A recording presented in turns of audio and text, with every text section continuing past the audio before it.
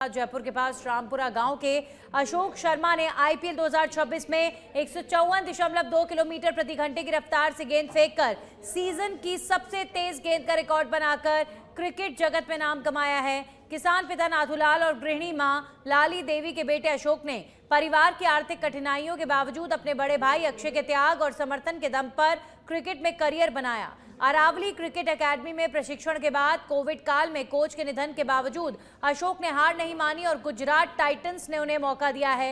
ये सफलता सिर्फ व्यक्तिगत नहीं बल्कि संघर्ष, धैर्य और परिवार के समर्थन की मिसाल है, जो सीमित संसाधनों के बावजूद बड़े सपनों को सच करने का संदेश देती है। एक टाइम ऐसा भी आया था कि मतलब खेल रहा था लेकिन कुछ मिल नहीं रहा था। फिर उसके बाद में ऐसा लगा कि बहुत मुश्किल अब कि पढ़ाई के लिए सोचा, लेकिन फिर हमने बोला कि नहीं अभी कर तू, हम कर लेते हैं, बाकी का संभाल लेंगे हम। तो उसने उसको करने दिया और फिर उसके बाद में राजस्थान रॉयल्स ने ख़रीदा, एक बार केकेआर ने ख़रीदा, फिर जीटी ने ख़रीदा। अब जीटी के अंदर खेल रहा है वो, तो अब यही उम्मीद है कि वो जीटी के अंदर अच्छा करेगा और एक दिन इंडिया के लिए खेलेगा।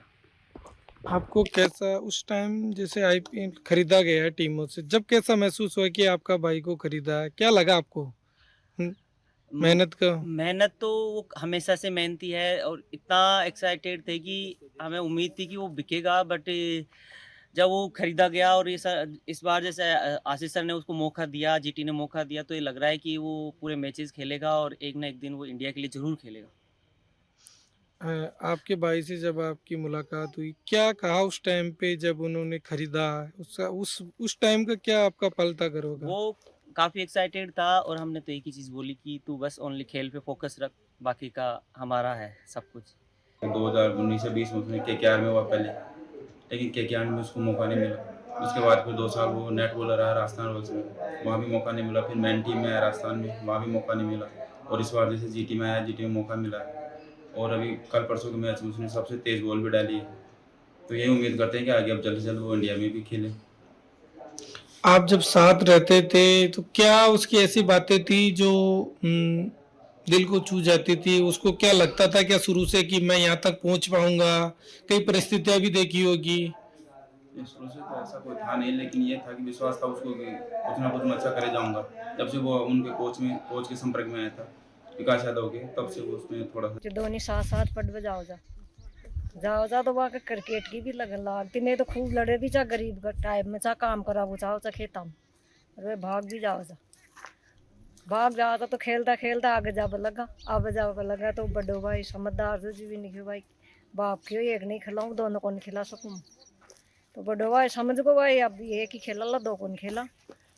मैं तो कोई समझूंगा नहीं भाई, पढ़ी लिखी तो छू को न, और मारे तो बेटा आगे गयो तो खूब मारे तो खुशी हो रही है भाई, संसार के हेरी से मारे भी हेरी से। तो अतरी परिस्थिति किसान था जो आपण तो अतर पैसा भी कौन सा। फिर या दोनों ने एक जनो ही क्रिकेट का अकेडमी ज्वाइन कराया जब भी को थोड़ा ध्यान रही तो भी नहीं सक्सेस करवाया। बड्डो भाई के रही रहो फिर खेती का काम। फिर पहल जो आईपीएल में खरीदा कलकत्ता टीम भी में और भी अनुभव हुई, तो फिर आपने भी इच्छा ही भाई आगे भी बच सके जी। ये मामला में फिर राजस्थान रॉयल्स में गए, फिर गुजरात या खरीदी।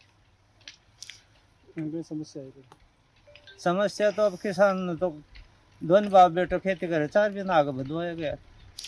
तो आईपीएल में देखिए जब बेटो बॉलिंग कर रहे हो तो कहीं महसूस गर्व है महसूस? तो बॉलिंग तो अब दो आईपीएल में तो फिर मौका कौन मिलियो, अब तीसरा में मिल जाए, तीसरा में देखे तो भाई आगे बढ़ सके इंडिया टीम। अब कहीं